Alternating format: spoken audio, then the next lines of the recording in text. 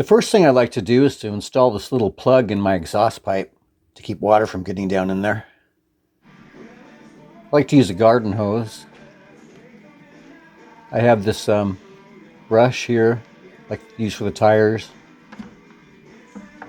This is a regular brush, or a sponge you'd use on a car. One of those cloth ones I use. Sometimes I use a sponge, but they tend to get torn up, come apart when they snag on things on the bike. Doesn't matter, I use both. I just happen to have that handy. I like the garden hose because if you use high pressure water, when it's hot water especially, it can blow all the grease out of your bearings. You can't see it happening, you won't know it. It'll look nice and clean, but I worked as a mechanic at a shop and we'd have bikes come in that needed bearings replaced, like steering head bearings and wheel bearings, from people pressure washing them. I like to get underneath the fenders first, so it loosens up any mud that might be underneath there. So it comes off easier later.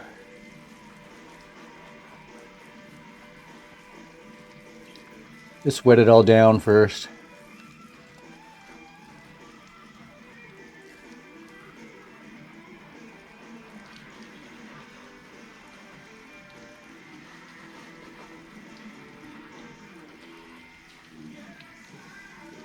Get around the wheels.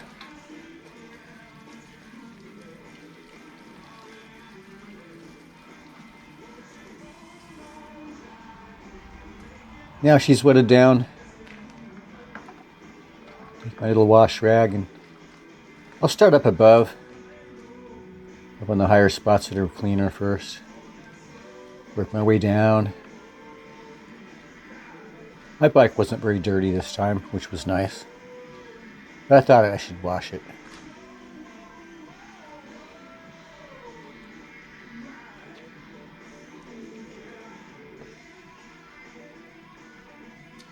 I'll periodically dip the sponge back in, clean it off, get some more soap on it.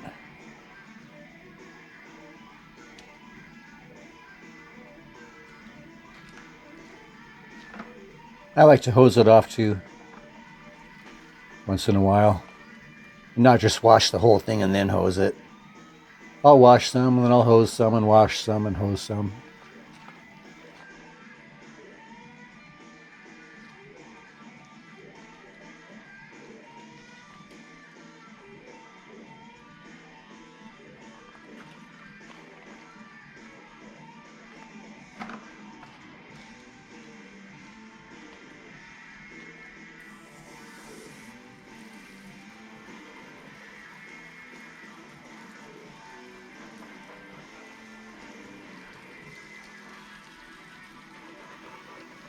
I'll hose it off from the top down.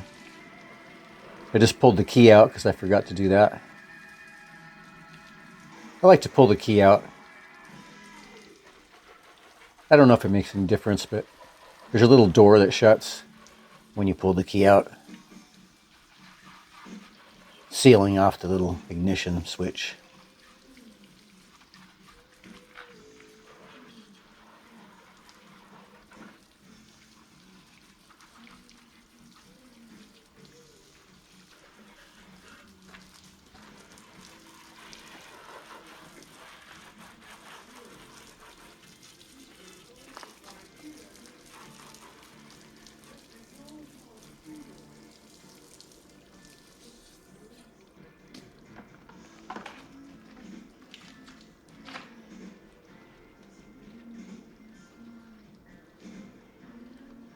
I'll go around and do the tires and things last, and under the fenders last. I like to use a kickstand to spin the wheel around. Both wheels, I can do it that way.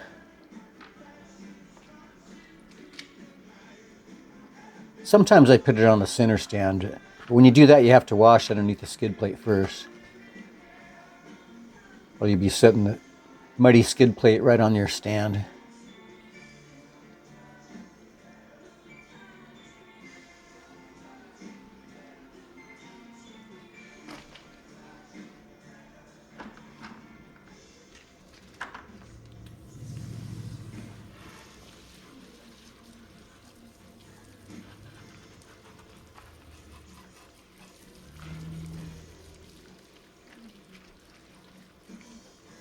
I like having a clean bike.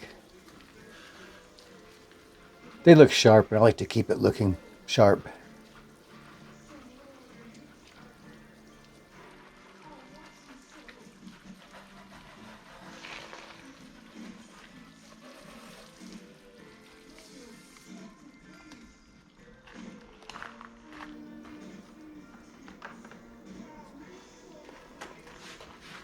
Take the brush, go around the tires. Sometimes I'll wash the entire tire if there's a lot of mud stuck in between the knobs.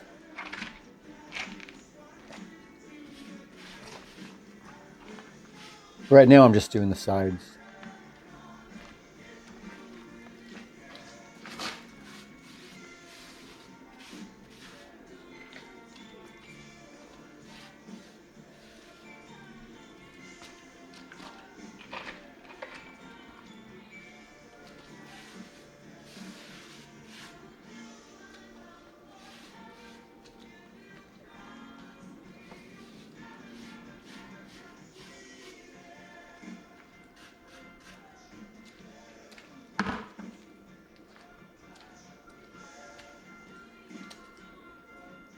Rinse it off again.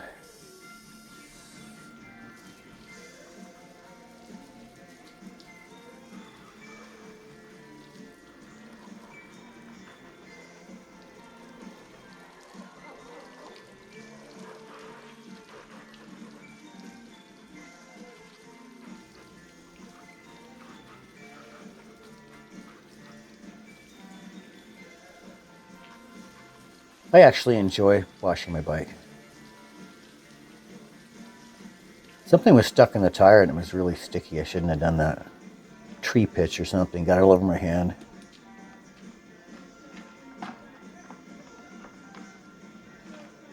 Have my little brushes. Get in the tight spots without busting your knuckles.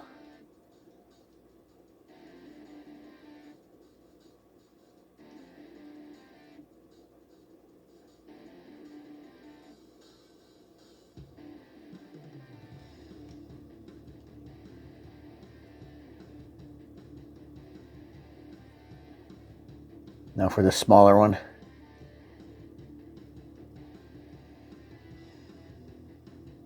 That's just a regular toothbrush there. The other one was made for washing motorcycles. Toothbrushes work great.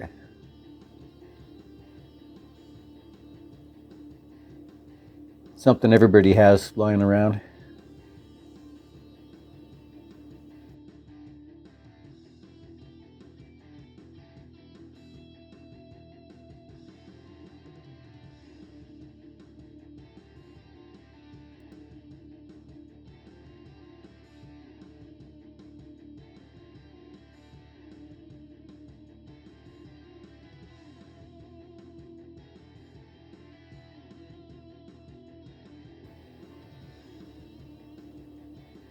I like to go underneath the fenders last. They're the muddiest part. Then you don't have your wash rag all covered in grit and have risk scratching your bike.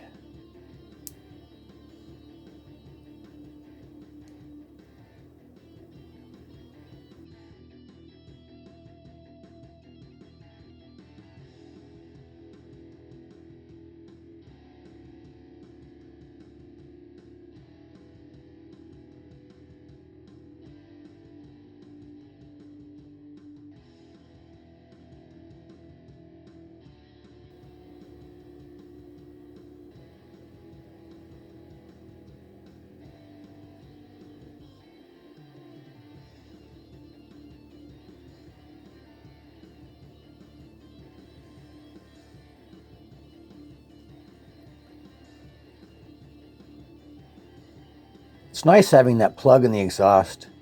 I can spray all around without worrying about getting water down in there because it's angled upward.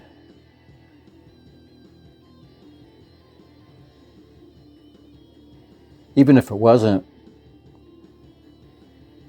you can make it, you could get water in there. Some of them have packing in there and you get it all wet. I don't believe these kind do. They're just baffled.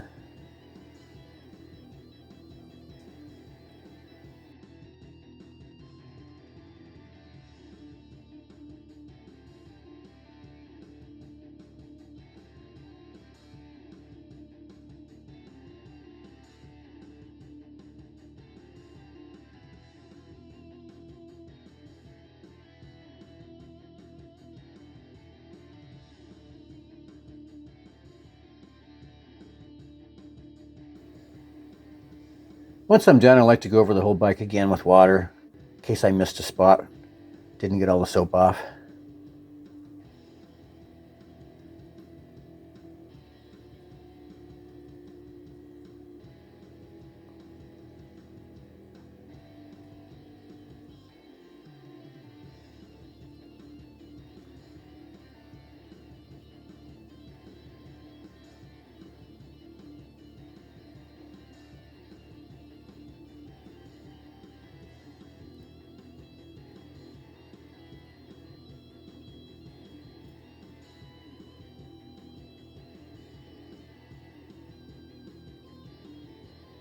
I like to start it up after I wash it. Don't forget to remove that plug. I've done that before. Why is the bike so quiet? I like to take my air compressor and blow dry it off.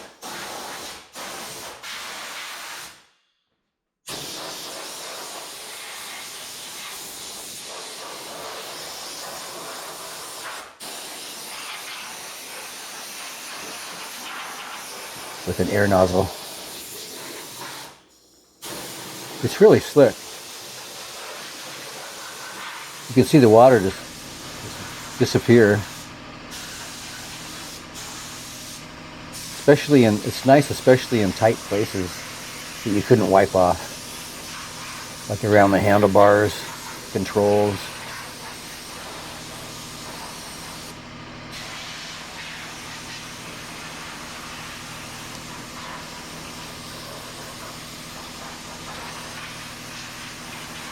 I worked at a motorcycle shop the first time I saw somebody doing that.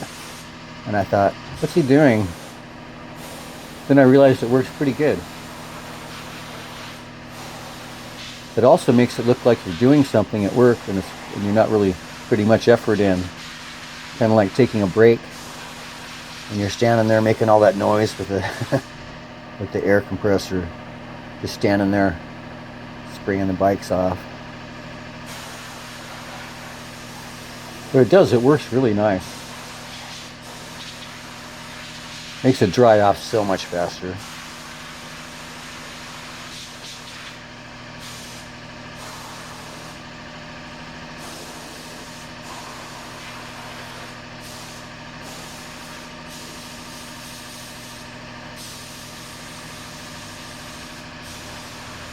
Even with that, I try not to spray too close to bearings. Especially the steering head bearings. Those are the ones that seem the most vulnerable to pressure washers.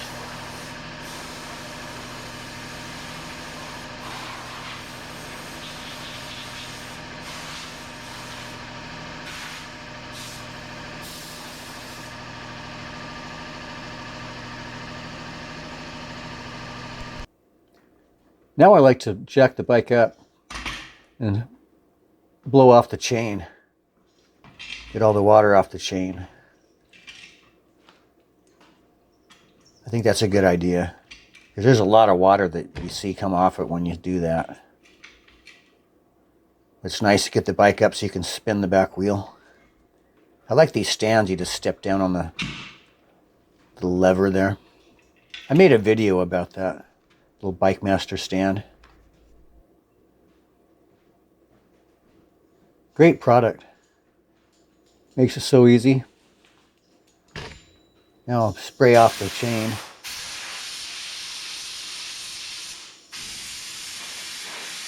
I'll take a rag to it after I'm done spraying it off.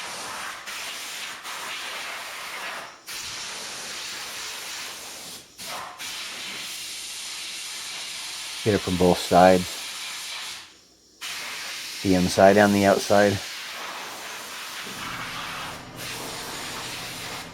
Then I'm going to apply chain lube, but I only put it on the inside of the chain. You don't need to put it on the outside of the chain.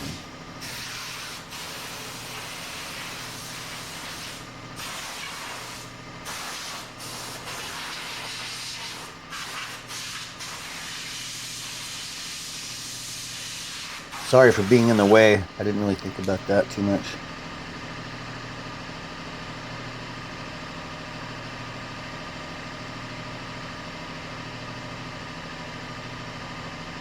Now I take the rag and I wipe off the chain.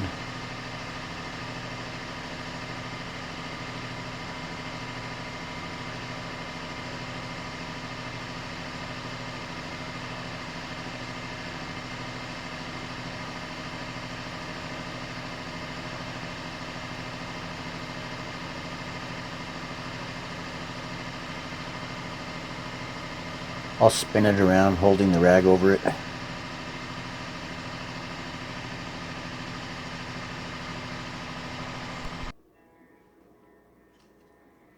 Now I like to check the tension. Stick a tape measure in there. Once again, sorry for my head being in the way. It says right on the side of that chain guard on how to do it. It's really easy. It's perfect. This bike's easy on chains. Another reason I like the smaller bore bikes. They're not so hard on things like that. Tires and chains. As a big bike. Like a 450, 650 and up. That's my favorite chain lube, the chain wax. I'll throw this rag over my stand so I don't get it on there. I hate getting overspray on my stand. It's messy stuff. Then I spray on the inside of the chain, making sure not to get the tire. And I try not to get any on that linkage too. I go between the tire and the linkage on the inside of the chain.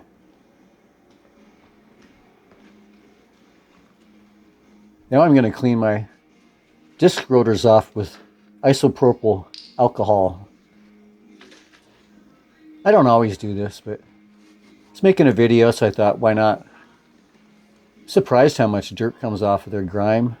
I love having nice, powerful brakes. I think this is a good way to keep them working to their best ability. Cleaning any grease and grime off them.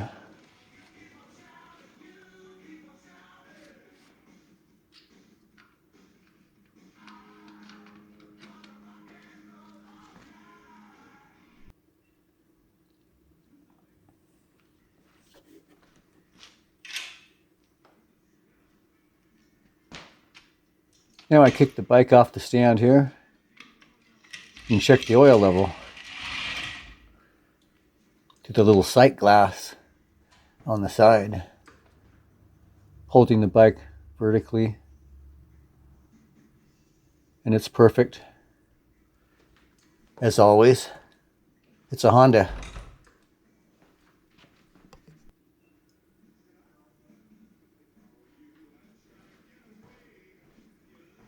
Now I'm going to fuel it up, top it off with gas. I like to do it at home and not go to the gas station. It doesn't use much gas.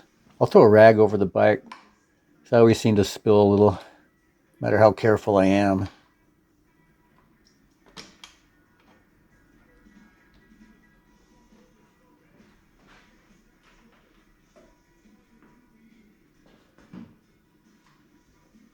It's nice to do it this way. I never go to gas stations on this bike. It's 70 miles to gallon.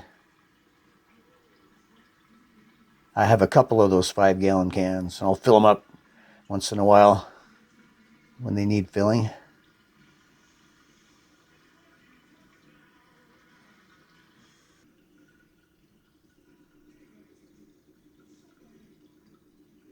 I just stop when it gets to over those little bars you see inside the tank. It's easy to do. I've never gone past that. People say if you go past that, you can have problems. But I've never had it go past that. I just stop right there. Right at the top of the little bars. You need room for the gas cap to sit in there. You wouldn't want to fill it all the way to the very, very top. Couldn't get the gas cap in there. There's an arrow on the gas cap that points forward. And push that down in there. Put the key back in the ignition. Now the last thing I do is I reset my trip meter by holding down the select button. It says SEL. That top button is hold it down, and it's really hard to push. You hold that down and it'll reset gallons used and the trip meter to 0. So everything's reset. Ready for the next ride. Thanks for watching and have a great day.